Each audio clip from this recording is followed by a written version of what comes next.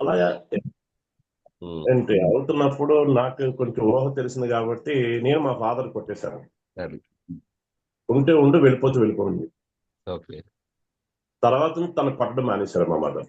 ఉమ్, చాలా చేంజ్ అయిపోయారు. మేము అది. ఐదుగురిని మా ఫాదర్ నేనే కొట్టాను.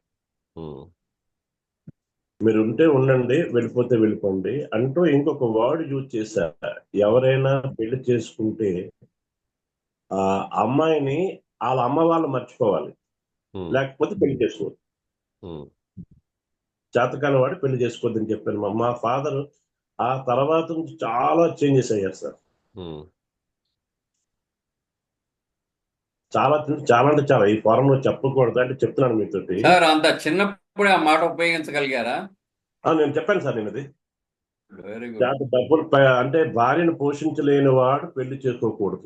మీకు అప్పుడే మంచి లోకజ్ఞానం ఉందన్నమాట. మంచి. లోపించాను కదా సార్, ఎందుకంటే మా ఫాదర్ రోజు మా అమ్మగారిని కొడుతున్నప్పుడు నాలో అందుకోకుండా నేను మా ఫాదర్ని కొట్టాను. తర్వాత తను చాలా సైలెంట్ అయిపోయి చాలా మారిపోయారు ఆయన. జనరల్ గా చిన్నప్పుడు పిల్లలు భయపడతారు, తల్లిని కొట్టినా కానీ భయపడతారు. మీరు ధైర్యం. మంచి ధైర్యం చేశారు. 13, 14, 13 ఉంటాయి సార్. సిక్స్త్ సెవెంత్ కరెక్ట్ గుర్తులేదు నాకు. ఉమ్. ఉమ్. లేదు లేదు, అర్థం ఉంటుంది సార్. తల్లిని కొట్టినంత బాధ ఉంటుందా? అది ఎట్లా తీర్చుకొని అర్థం కాక కొట్టేసింటారు ఒక గేటు. ప్రతి ఆ, ఒక్కరి జీవితంలో ప్రాబ్లమ్స్ నేను ఒకటే వస్తుంటాయి కొట్టా, సార్. ఒకటే కొట్టాను, అదేం లేదు. ఉమ్.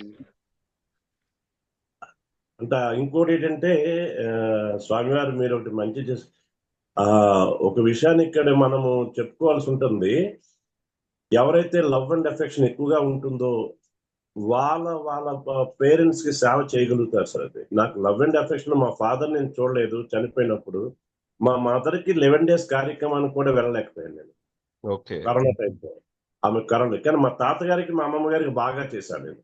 ఉమ్, దగ్గరుండి తీసుకెళ్ళడం అన్ని జరిగాయి. బహుశా ఇది మనకి ప్రాప్తి లేదనుకోవడం ఏదైనా సరే. ఉమ్, ఈ రోజు అయితే మంచిది చేశారు సార్. అది తర్వాత పేరెంట్స్ ఉన్నారు లేరని దానికి ఒకటి, నేను హాస్పిటల్లో 15 days ఉన్నాను సెకండ్ వేలో. ఫస్ట్ 6 days మా ఫాదర్ ని చాలా సార్లు అడిగాను నేను, నాకు ఇక్కడ రండి, నన్ను తీసుకెళ్ళిపోండి, నా కూతురు పెళ్లి చేసినాక నేను వచ్చేస్తాను గట్టిగా. 4th day వరకు నాకు ఫోర్త్ డే దానికి కనిపించింది, నాలో రిజల్ట్ వచ్చింది సార్. ఎస్. రికవర్ అయ్యా నేను 6th day నుంచి. మా ఫాదర్ ఎదురుగా కనిపించారు నాకు. ఎస్. అది నేరు సార్ కనెక్ట్ అయ్యారు మీ ఫాదర్ కి. ఇప్పుడు గుర్తి అప్పుడు తెలిసి మనం తెలియక ఏదో తప్పులు చేసి ఉంటాం. సో మన పేరెంట్స్ ఊహించుకొని ఇప్పుడు చెప్పండి సారీ. ఆ కర్మలని కరిగిపోతాయి సార్. మీ బాడీలో ఏదో ఒక మూలన ఉంటది కదా, అది మెల్ట్ అవ్వాలి. ఆ ఎమోషన్‌తో చేయండి సార్ ప్లీజ్. అందుకే నేను ఫీల్ అవ్వండి, ఎమోషన్‌తో కనెక్ట్ చేయండి, గుర్తు చేసుకోండి ఫేస్ పదే పదే చెప్తుంటాను. కరిగిపోతది సార్. ఓపెన్ ఓపెన్ అనేది ఒక టూలు కరిగిపోతది. ఓకే. Right sir. థ్యాంక్ ఇంకా? You sir. Yes sir. ఇంకెవరు కనెక్ట్ అయ్యారు? సార్ నేనైతే చాలా ఎమోషనల్ గా కనెక్ట్ అయ్యాను సార్. ఏడ్చేసాను కూడా మా నాన్నగారిని కలుసుకున్నప్పుడు. అవును సార్. వాళ్ళెంత కష్టపడి మన కోసం ఎన్ని చేసింటారో ఒకసారి గుర్తు చేసుకుంటే మనకే ఇదైతది. నిజంగా నేను మీరు చెప్తున్నప్పుడు మా నాన్నగారిని నేను ఊహించుకున్నప్పుడు నా కళ్ళ నీళ్ళు వచ్చేసాయి క్లియర్ గా. హ్మ్. మా నాన్నగారు రైల్వేలో వర్క్ చేసేవారు ఒక ట్రాలీ మ్యాన్ కింద. రోజు ఒక 30 to 40 kilometers ట్రాలీని తోసుకుంటూ రన్ చేసి వర్క్ చేశారు. ఓకే. మమ్మల్ని చదివించడానికి చాలా కష్టపడ్డారు. అది తలుచుకుంటే నాకు నిజంగానే ఏడుపు వచ్చింది. చెప్పేశారు థ్యాంక్ యూ గదా! Very much sir. మీ మీ ఫాదర్‌కి క్షమాపణ కోరారు గదా! తర్వాత thank you, I love you Yes. చెప్పారు గదా!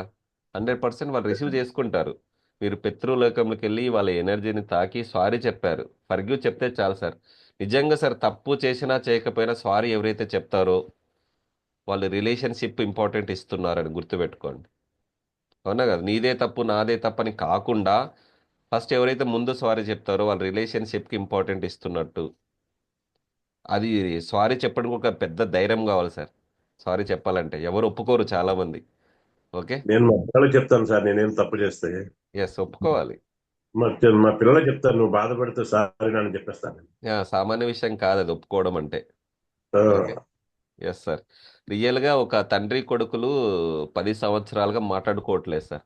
ఒక రియల్‌గా ఫ్యాక్ట్ చెప్తున్నాను. ఒకరోజు ఎదురుపడి కోపాన్ని ఇన్ని సంవత్సరాలుగా లోపల దాచుకున్నారు. నా కొడుకు ఏం చేస్తట్లేదు, నన్ను పట్టించుకోవట్లేదు, వాళ్ళ ఫ్యామిలీ చూసుకుంటూ ఒకరు ఎదురు పడ్డారనమాట. రిలేషన్స్ ఊకనే ఉంటారా? ఏదో ఒకటి పుల్లలు పెడుతుంటారు కదా! ఎదురుపడి కొడుకు, తండ్రి పోట్లాడేసుకున్నారు ఒకరోజు. పోట్లాడి చేస్తారు. నెక్స్ట్ డేనే మరుసటి రోజు కోపం లేదు, ఆ స్పార్క్ లేదు, ఆ నెగిటివ్ ఎనర్జీ లేదు. ఎందుకంటే ఒక్క రోజుతో తీరిపోయింది అది. ఇన్ని సంవత్సరాలుగా లోపల పెట్టుకున్నారు కదా. ఎప్పుడైతే మనం కోపాన్ని లోపల పెట్టుకోకూడదంట, మన హెల్త్ డ్యామేజ్ అవుతుంది, గుర్తుపెట్టుకోండి. ఏదున్నా వెంటనే అనేసేయండి బయటికి, లోపల ఏది దాచుకోవద్దు. ఓకే, తర్వాత నుంచి సారీ చెప్పారు. కొడుకు వెళ్ళి తండ్రికి సారీ నాన్న, ఇట్లా నిన్న గొడవ పడినందుకంటే ఆ రోజు తండ్రి పర్లేదులే మన ఇద్దరి మధ్యనే సారీ, ఎందుకంటే తండ్రి మాట్లాడినాడు. ఏదైనా సరే స్టార్ట్ అవ్వాలి అక్కడ. జర్నీ స్టార్ట్ అవుతేనే హ్యాపీగా ఉంటారు. నెక్స్ట్ డే నుంచి సినిమాకి వెళ్ళారు వాళ్ళు మళ్ళీ. 10 సంవత్సరాలుగా మాట్లాడుకోలేని తండ్రి కొడుకు సినిమాకి వెళ్ళారు సార్. ఊహించండి ఎంత బాగుంటుంది. అవునా కదా. ఆ స్పార్క్ అనేది జరగాలి అంటున్నాను నేను. ఆ స్పార్క్, ఒక్క స్పార్క్ వచ్చిందంటే, జీవితంలో లైట్ వచ్చిందంటే పాజిటివ్ మీ లోపలికి వస్తుంది. ఊహించండి మరి, మీ చుట్టూ ఏంజిల్స్ కనిపిస్తాయి. కొంతమంది కనుకోకుండా ఏదో ఒక షాడో రూపంలోనో, మూన్ చూసేటప్పుడు ఒక స్టార్, నక్షత్రం కిందకు వస్తున్నట్టు గమనించండి. మీరు ఒక 2-3 మినిట్స్ గమనించినారంటే యూనివర్స్ స్టార్స్ కిందకు పడుతూ ఉంటాయి. అవునా కదా? ఎంతమంది గమనించారు? స్టార్టింగ్ క్లాస్లో చెప్పాను నేను. ఆ, రమణ సార్ చూశాను సార్, పడ్డాయని చెప్పారు. ఓకే, మీరు కూడా గమనించండి, యూనివర్స్లో ఏంజిల్స్ ఉంటాయి సార్. ఓకే, నమ్మండి మీ కోరికని, యూనివర్స్ చెప్పండి. మీకు ఏమైనా బాధ ఉంటే చెప్పాను కదా, ఫైనాన్షియల్గా ట్రబుల్ అవుతూ ఉంటే మీ ఫాదర్కి ఓపెన్ చేయండి, సారీ చెప్పండి, ఫర్గివ్ చేయండి. వాళ్ళు ఏమైనా తప్పులు చేసినా ఫర్గివ్ చేసేయండి, థ్యాంక్ యూ చెప్పండి, లవ్ యూ చెప్పండి. కంపల్సరీగా మీకు రిజల్ట్స్ రావడం జరుగుతుంది. ఎమోషన్తో చేసేయాలి కంపల్సరీగా. సార్ ఆదినారాయణ సారు వారణాసి వెళ్ళిన దగ్గర నుంచి మొహంలో గ్లో కనపడుతుంది, చూసారా? అబ్జర్వ్ సార్ చేశారా? సార్ ఎప్పుడు సార్ క్లాస్కి చిన్న పిల్లలుగా వచ్చేస్తారు సార్. అంటే నేను చాలా క్లాస్ అటెండ్ అయ్యాను స్వామి గారు. ఎస్, కానీ ఎస్, ఇది ఏదైతే మీరు చెప్పారో అది నాకు ఎవరు చెప్పలేదు. ఎస్. ఒక్కొక్కరితో ఒక్కొక్క స్టైల్ ఉంటుంది సార్, ఒక్కొక్కరితో ఒక అదే నాలెడ్జ్ ఉంటుంది. అందరూ అన్నీ చెప్పాలని రూల్ లేదు కదా. అంతే సార్, అంతే కదా. అంతే, కనెక్ట్ అవ్వాలి మనం. ఒక్కొక్కరితో ఒక పాయింట్, వాల్యూ యాడెడ్ ఉంటాయి. డైలీ ఒక వాల్యూ యాడెడ్ పాయింట్, ఒక వాల్యూ యాడెడ్ వర్డ్ ఉంటాయి, దాన్ని పట్టుకోండి. సార్ నేను రమణ సార్ చెప్పారు నాకు, సార్ ఇట్లా పేరెంట్స్ సైడ్ నుంచి ఇవి వస్తాయి కదా అని అన్నారు. సార్ ఈరోజు చేపిద్దామని నిన్ననే అనుకున్నాను నేను. పేరెంట్స్ కూడా చేపిద్దాం ఒకసారి. ఇంకొక చిన్న సజెషన్, ఎందుకంటే మీరు ఆరాధన చెప్తున్నారు. ఉమ్, అంటే అన్ని ఎక్కువ కాకుండా అన్ని ఎక్కువైపోయినా ఏమవుతుందంటే ఇంప్లిమెంటేషన్ లో రావు. ఓకే, అందుకే లైవ్ గా చేపిస్తున్నా సార్ మీతో. మనం ఏంటంటే మనకు కావాల్సింది ఏంటి, ఇప్పుడున్న ప్రపంచంలో హెల్త్ వెల్త్ కావాలి మనకి, రిలేషన్షిప్. అంతే. ఏమంటారు మనిషికి ఇప్పుడు ఏం కావాలి, ఇప్పుడు ఏమంటారంటే కొంచెం ముందుకు వెళ్ళేటప్పుడు ఏమవుతుందంటే సంసారాన్ని ఎదులేక సాధువుల్లో కలిసిపోవాలి. సాధువులో కలిసిపోతే మనకు బ్రతకడానికి ఏదో ఒకటి కావాలి కదా. మనకు అది వద్దు. మనకు కావాల్సిన సంసారంలో ఎంజాయ్ గా ఉండాలి ఇప్పుడున్న కాలంలో. ఆ మూడింటి మీద కాన్సన్ట్రేషన్ టిప్స్ మీరు చెప్పండి సార్. అంతే సార్, రైట్. సంసారం చేసే అంటే వాళ్ళకి luxurious గా దండేసి ఉండాలి. దండం మనం పెట్టొచ్చు, ఏదైతే అవునా కదా. అనిపించలేదో అది మనకు కావాలి. ఇప్పుడు మనీ కావాలి, హెల్త్ కావాలి, ఇంకా ఫ్యామిలీతో ఉండాలి. ఆ మూడు ఉంటే ఆటోమేటిక్ సమాజానికి ఇస్తాడు వాడు. ఇచ్చేస్తారు. ఇప్పుడు Yes. ఈ మూడు కవర్ చేస్తున్నారండి సార్ సాధ్యమైనంత సారు. అది కవర్ చేస్తున్నారు. ఎక్కువ సార్లు కావాలంటున్నాను నేను అనేది. అంటే ఎక్కువ మనకు మనకేంటంటే ఎవరికైనా మీరు డబ్బులు ఇచ్చారు, అవి రావు. అది మనకు కావాలి. తర్వాత ఏంటి, మనం గ్రో అవ్వాలి. అంటే మనీగా హెల్త్ గా గ్రో అయిపోతే బాగానే ఉంటుంది మనకి. ఇప్పుడు అది చెప్పిన తర్వాత మన దగ్గర కూడా కొంతమంది ఎగ్జాంపుల్ కూడా చెప్పారు కదా సార్. మన మనీ రికవర్ అయిన శ్రీనివాస్ గారు ఎవరో నాకు కూడా అయింది. మీరు కూడా ఇచ్చారు. చెప్పినట్టు.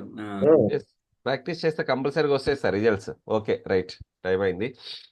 ఏది ఏమైనా అందరికి ప్రాస్పరిటీ, అబండెన్స్ రావాలి కోరుకోండి, మనస్ఫూర్తిగా ఇచ్చేస్తారు. ఓకే, ఇంకోటి ఏదో చెప్పాలన్నా, సంసారం చేసే వాళ్ళకి దండేసి దండం పెట్టొచ్చు. అవునా కదా. సముద్రాన్ని ఈదలేకపోవచ్చు కానీ సంసారం ఈదినోడు సముద్రం ఈదినట్టే. రామ రామ రామ రామ అనుకుంటా సంసార సాగరాన్ని కూడా ఈదొచ్చు. అలా Yes, కాదు sir. సార్, అది సంసారాన్ని వదిలి సాధువులో కలిసిపోతే ఆ రోజు తిన్నాను కావాలి కదా, అక్కడ అదేదో చేసేది ఇక్కడ చేసుకుని సరిపోతుంది కదా. అంతే. ఓకే, అన్నీ వచ్చినా మనం బ్యాలెన్స్ చేసుకోవాలి, తట్టుకునే శక్తి ఇవ్వండి అని యూనివర్స్ అని కోరుకోండి చాలు. Yes, sir. Yes sir. Yes. Devi Prasad sir, book reading sir. చేస్తారా? ఓకే, ఎస్ చెప్తాను సార్. అంటే కొద్దిగా సార్. చెప్తాను. అంటే lesson 2 Devi Prasad Actually, garu, bullet points. Yes, మీ స్టైల్లో మీరు చెప్పండి సార్. టీచర్ కదా సార్ మీరు? Okay sir. టీచర్ కదా. Yes sir, yes sir. Yes sir, మీ స్టైల్లో మీరు చెప్పండి. అందరికీ ఒక రిక్వెస్ట్ ఏంటంటే సార్, షార్ప్ 7 o'clock కల్లా ప్రోగ్రామ్ ని ఎండ్ చేసేయాలి. ఎందుకంటే నేను మా ఊరి నుంచి ఒక 25 కిలోమీటర్స్ నా డ్యూటీకి నేను వెళ్ళాలి. 8:00 ఓకే కల్లా నా క్లాస్ స్టార్ట్ అవుతుంది అక్కడ. ఓకే ప్రైవేట్ నేను ప్రైవేట్ స్కూలా సార్? పెట్టండి సార్, 6 స్టార్ట్ చేసుకుంటే సార్ 6 o'clock కి ఏం సార్ స్వామివారు? అందరు అందరు ఒపీనియన్ అది, అందరు ఒపీనియన్ 6 ఓకే o'clock అంటే అయినా ఓకే సార్. 7 o'clock okay. కి స్టాప్ చేస్తే నేను మళ్ళీ మా పిల్లల్ని స్కూల్లో దింపిన తర్వాత నేను ఊరు వెళ్ళాలన్నమాట. Right sir, 25 okay kilometers. Right Humble sir, request. Try చేద్దాం. ఓకే. అదే రిచ్ డాడ్ పూర్ డాడ్ అనేటువంటి బుక్ ని రాబర్ట్ కియోసాకి అనేటువంటి ఆయన రాశారండి. ఈయన జపానీస్ అమెరికన్, అంటే ఎప్పుడో వాళ్ళ 4 fathers టైంలో జపాన్ నుంచి అమెరికాకి వెళ్ళి సెటిల్ అయినటువంటి ఫ్యామిలీ ఇది. ఈయన అమెరికాలో ఉన్నటువంటి హవాయి ఐలాండ్స్ అనేటువంటి ఒక దీవుల సముదాయం ఉంటుంది, అక్కడ పుట్టి పెరిగారు ఆయన. అక్కడే చదువుకున్నారు. హై స్కూల్ కంప్లీట్ అయిన తర్వాత